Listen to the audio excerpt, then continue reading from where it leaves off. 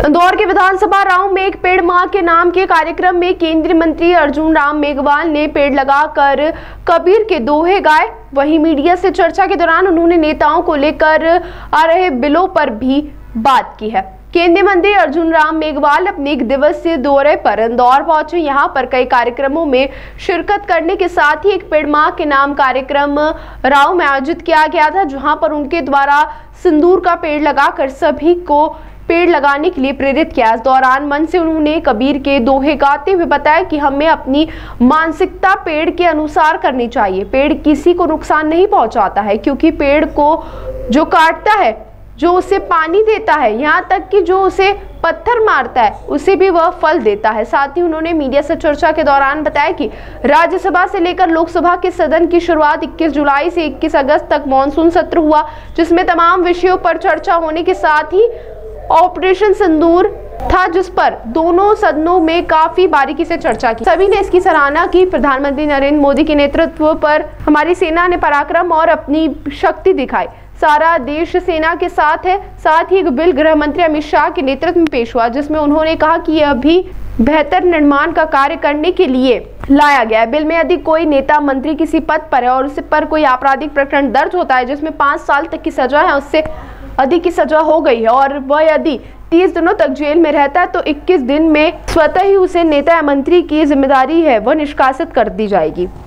लेकिन विपक्ष इस बिल को पढ़ नहीं रहा, केवल विरोध कर रहा है, जबकि यह बिल काफी अच्छा है। अभी जो हमारी सदन की कमेटी होती है उसमें यह बिल रखा गया और वहां से पास होने के बाद आगे की कार्रवाई इसमें होगी। उन्होंने दिल्ली के मुख्यमंत्री अरविंद केजरीवाल का भी उदाहरण दिया। उन्होंने कहा कि जेल में रहने के बाद भी वह कई दिनों तक पद पर रहे और इसी के लिए यह बिल लाया जा रहा है।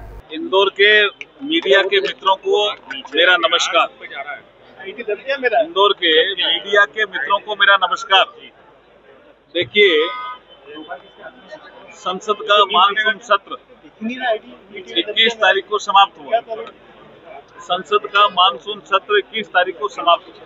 21 जुलाई को प्रारंभ हुआ था, 21 अगस्त को समाप्त हुआ अनिश्चितकालीन। उसके बाद मेरा पहला ही प्रोग्राम यहाँ इंदौर में। ऑपरेशन सिंदूर पे संसद में, लोकसभा में भी चर्चा हुई और राज्यसभा में भी चर्चा हुई और शानदार चर्चा हुई।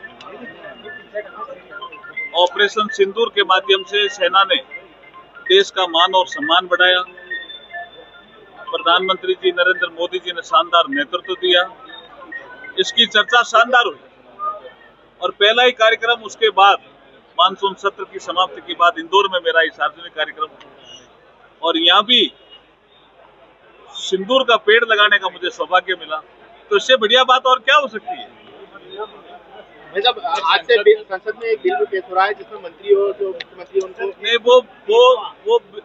वो बिल जो है वो हमारे गृह मंत्री अमित शाह जी ने पेश कर दिया और वो अभी हमारी जो ज्वाइंट पार्लियामेंट्री कमेटी है उसको जाएगा। उस बिल में ये प्रावधान है कि कोई भी मंत्री या मुख्यमंत्री या इवन प्रधानमंत्री किसी अपराध में सजा पाते हैं, 5 या 5 से अधिक वर्ष का कोई अपराध है उन्होंने किया और सजा पाते हैं और 30 दिन तक कोई जमानत नहीं मिलती है कोर्ट से, तो 31वें दिन स्वतः वो इस पद पर नहीं रहेंगे।